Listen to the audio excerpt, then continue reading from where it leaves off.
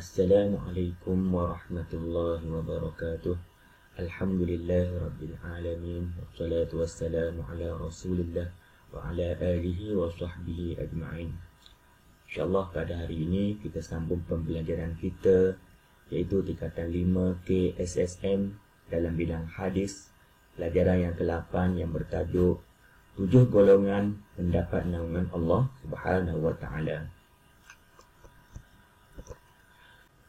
Terlebih dahulu, marilah kita sama-sama menadah tangan membuka pembelajaran kita pada hari ini dengan bacaan doa insya-Allah.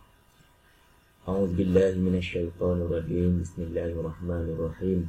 Alhamdulillahi rabbil alamin wassalatu wassalamu ala asyrafil anbiya'i wal mursalin wa ala alihi wa sahbihi ajma'in. Allahumma iftah 'alaina hikmataka wanshur 'alaina min khazain rahmatika ya arhamar rahimin. Walhamdulillahi rabbil alamin. Amin amin ya rabbal alamin. Objektif pembelajaran kita pada hari ini iaitu 2.13.1, membaca hadis dengan betul. Yang kedua, menyatakan terjemahan hadis. Yang ketiga, menerangkan 7 golongan yang mendapat naungan Allah Subhanahu wa ta'ala. Yang keempat, merumuskan pengajaran hadis dan menghubung kaitkan dengan kehidupan. Kita masuk kepada objektif yang pertama dan yang kedua, iaitu bacaan hadis dan juga terjemahan hadis. An Abi Hurairah radhiyallahu anhu anin Nabi sallallahu alaihi wasallam qala sab'atun yuzilluhumullahu fi zillihi yawma la zilla illa zilluh al-imamul 'adil wa syabun nasha'a fi ibadati rabbih wa rajulun qalbuhu muta'allaqun fil masajid wa rajulani tahabba fillahi ijtama'a alayhi wa tafarraqa alayhi wa rajulun talabathu imra'atun zatu mansibin wa jamalin faqala inni akhafullah wa rajulun tasaddaqa akhfa hatta la ta'lama shimaluhu ma tunfiqu yaminuhu wa rajulun zakarallaha khaliya fafadat aynahu. Hadis muttafaqun alaih. Maksudnya daripada Abi Hurairah radhiyallahu anhu, Nabi sallallahu alaihi wasallam bersabda, 7 golongan manusia yang mendapat naungan Allah pada hari yang tidak ada naungan kecuali naungannya. Jadi di akhirat nanti 7 golongan ini akan mendapat naungan Allah. Yang pertama, pemimpin yang adil. Yang kedua, pemuda yang hidup taat beribadah kepada Allah. Dan yang ketiga, seseorang yang hatinya sentiasa mencintai masjid. Yang keempat, 2 orang yang saling mengasihi kerana Allah, bertemu dan berpisah kerana Allah. Yang kelima, seseorang lelaki yang diajak berzina oleh seorang perempuan yang kaya dan cantik. Lalu dia menolak sambil berkata, aku takut kepada Allah. Yang keenam, seseorang yang bersedekah secara sembunyi sehingga tangan kiri tidak mengetahui sedekah yang diberikan oleh tangan kanannya.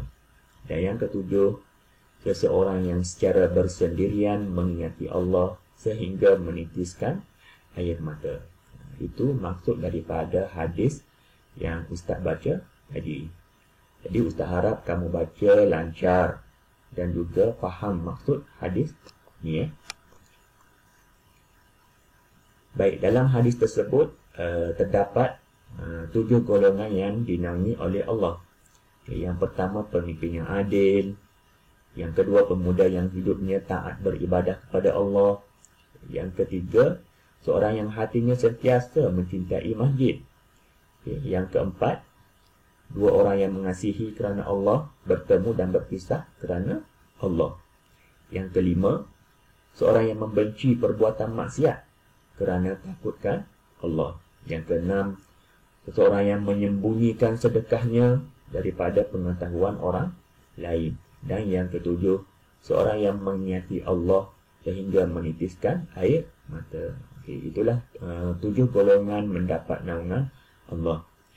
Jadi 7 golongan ni untuk memudahkan kamu ingat, Ustaz paparkan bijak akronim kat sini, iaitu AICNBSI. AICNBSI. Jadi akronimnya ialah: ada ilmu, cubalah melabur bersama saya ini. Ada ilmu, cubalah melabur bersama saya ini. Okey, ada A merujuk kepada adil. Okey, adil. I merujuk kepada ibadah. C merujuk kepada cintai. N merujuk kepada mengasihi. B merujuk kepada benci. S merujuk kepada sedekah. I merujuk kepada ingati. Okay. Ada ilmu, cubalah melabur bersama saya ini. Jadi Ustaz harap kamu hafal akronim ni untuk memudahkan kamu ingat 7 golongan yang dinaungi oleh Allah di akhirat nanti. Kita masuk kepada huraian bagi setiap-tiap golongan. Yang pertama, pemimpin yang adil. Apakah yang dimaksudkan dengan pemimpin yang adil? Pemimpin yang adil ni ialah pemimpin yang menjalankan tanggungjawab berpandukan Al-Quran dan juga hadis. Okay. Contohnya, memastikan keperluan rakyat dipenuhi, mencegah kemungkaran. Itulah yang disebut, itulah yang dimaksudkan dengan pemimpin yang adil. Baik, cuba tengok gambar ni. Kenal tak gambar ni? Okay, gambar mumia. Okay, mumia Fir'aun. Okay, mumia Fir'aun ni yang bernama mumia Ramses II. Okay, mumia Ramses II telah ditemui pada tahun 1881. Okay, mumia inilah ataupun Fir'aun inilah yang mengejar Nabi Musa. Okay, ingat lagi tak cerita Nabi Musa dan juga Fir'aun? Inilah dia rajanya. Kisahnya diceritakan di dalam Al-Quran, surah Al-Baqarah ayat yang ke-50. A'udzubillahi minasyaitonirrajim. Wa idh faraqna bikumul bahra fa'anjaynakum wa aghraqna ala fir'auna wa antum tanzurun. Surah Al-Baqarah ayat yang ke-50 maksudnya, dan kenangkanlah ketika kami membelah Laut Merah untuk kamu lalui kerana melarikan diri daripada angkara Fir'aun. Jadi masa tu Nabi Musa membelah Laut Merah dan melarikan diri bersama kaumnya daripada Fir'aun. Maka kami telah selamatkan kamu. Jadi Allah telah selamatkan Nabi Musa dan juga kaumnya. Dan kami tenggelamkan Fir'aun bersama tenteranya. Jadi setelah Nabi Musa dan kaumnya selamat, Allah Ta'ala tenggelamkan Fir'aun dan juga tenteranya ketika melalui Laut Merah. Sedangkan kamu semua menyaksikannya. Okay. Itu kisah di dalam Al-Quran. Dan juga disebutkan di dalam Al-Quran, A'udzubillahi minasyaitonirrajim. فَالْيَوْمَ نُنَجِّيكَ بِبَدَنِكَ لِتَكُونَ لِمَنْ خَلْفَكَ آيَةً وَإِنَّ كَثِيرًا مِنَ النَّاسِ عَنْ آيَاتِنَا لَغَافِلُونَ. Maksudnya, pada hari ini kami biarkan engkau, wahai Fir'aun, terlepas dengan badanmu yang tidak bernyawa daripada ditelan laut.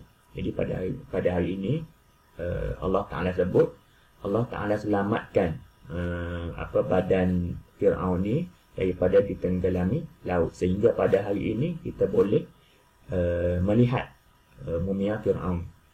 Untuk menjadi tanda bagi orang-orang yang di belakangmu supaya mengambil iktibar. Jadi Allah Ta'ala selamatkan badan Fir'aun ni untuk menjadi tanda-tanda kebesaran dan juga pengajaran bagi kita.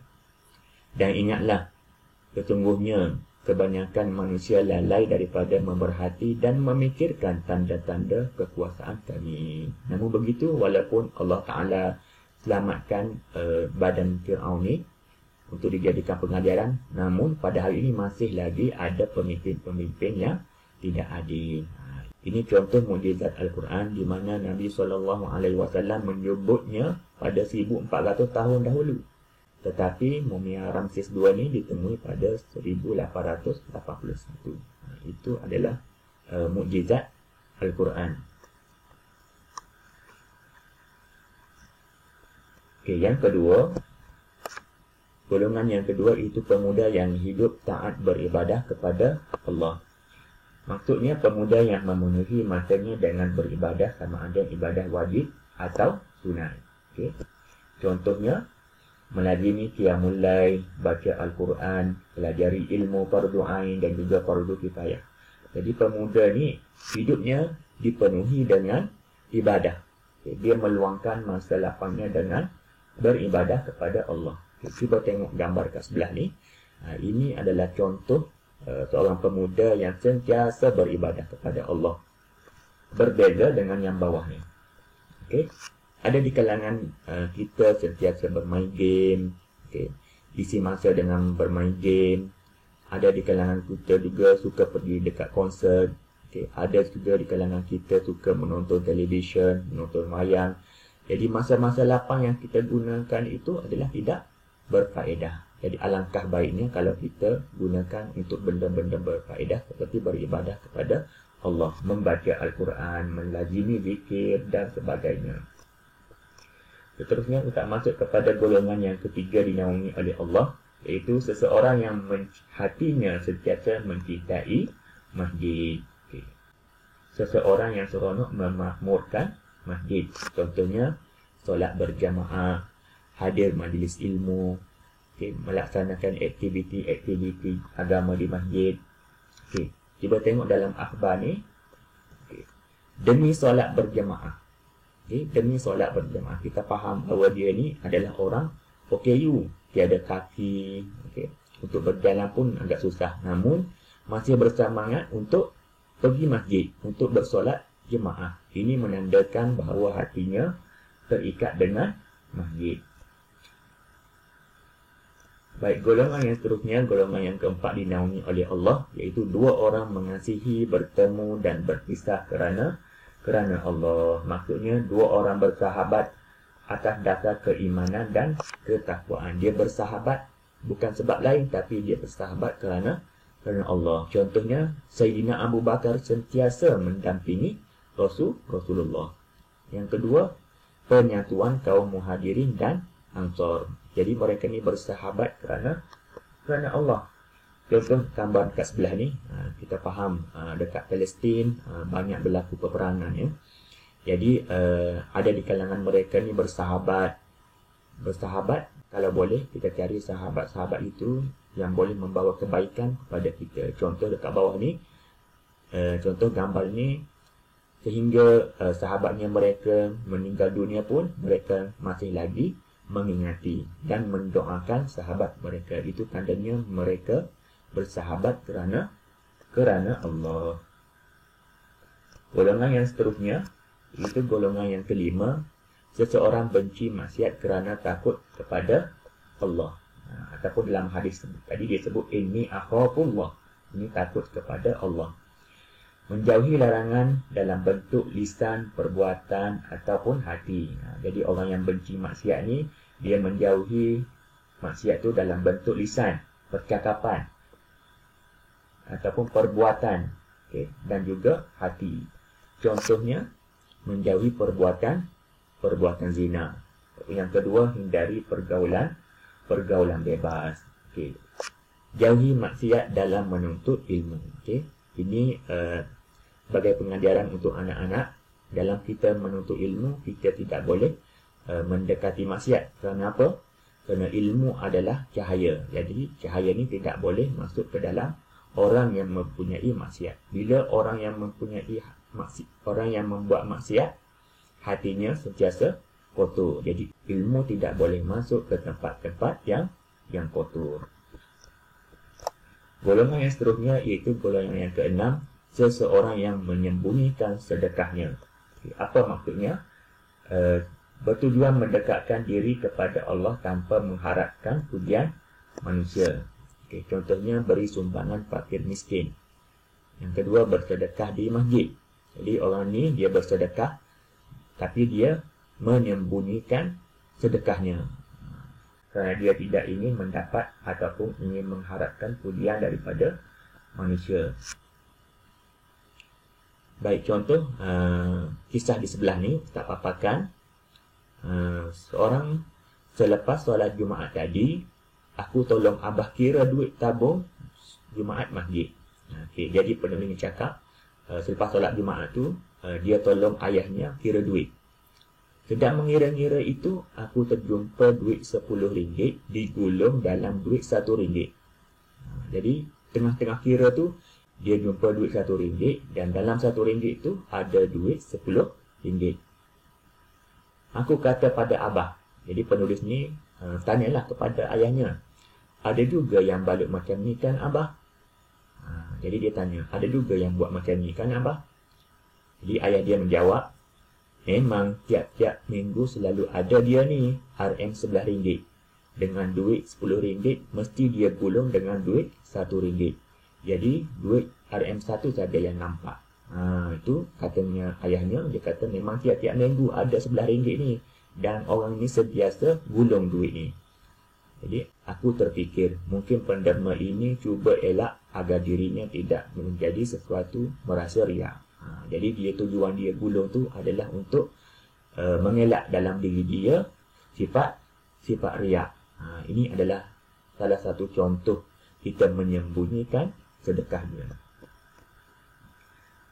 Okey, golongan yang seterusnya iaitu golongan yang terakhir iaitu seseorang yang mengingati Allah sehingga menitiskan air mata. Maksudnya mengingati Allah melalui hati dan lisan dengan penuh rendah diri. Jadi contohnya beristighfar, mengharapkan keampunan Allah, berdoa dengan menyebut Al-Asma'ul Husna.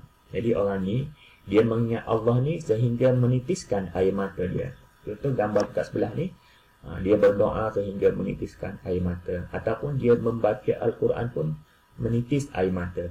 Ataupun dia berzikir menitis air mata. Itu tanda-tandanya dia selalu mengingati Allah.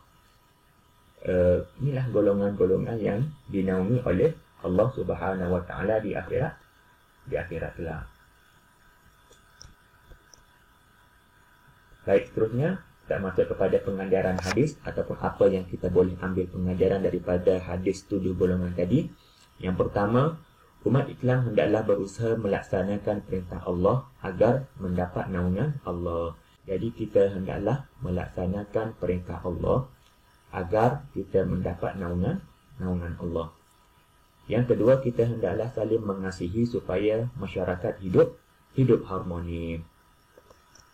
Bahagian yang terakhir, bahagian latihan. Soalan dia ialah nyatakan 7 golongan yang dinaungi Allah di akhirat kelak. Nyatakan 7 golongan yang dinaungi Allah di akhirat kelak. Ada tak dalam fikiran anak-anak sekalian? Ingatlah kita akronim.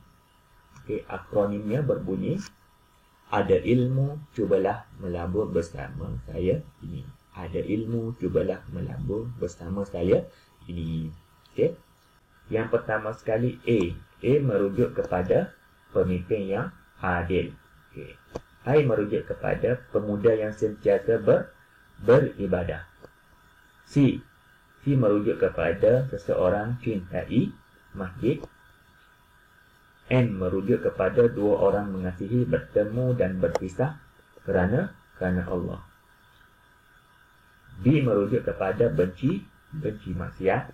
S merujuk kepada sedekah secara sembunyi. Dan I merujuk kepada ingat Allah sehingga menitis air mata. Ada ilmu, cubalah melabur bersama saya ini. Jadi Ustaz harap kamu hafal betul-betul akronim ni untuk memudahkan kamu ingat 7 golongan yang dinaungi oleh Allah di akhirat nanti. Jadi itu saja untuk kelas hari ini. Kita harap kamu faham pembelajaran kita pada hari ini. Mudah-mudahan kita doakan kamu berjaya di dunia dan juga akhirat. Wallahu alam. Assalamualaikum warahmatullahi wabarakatuh.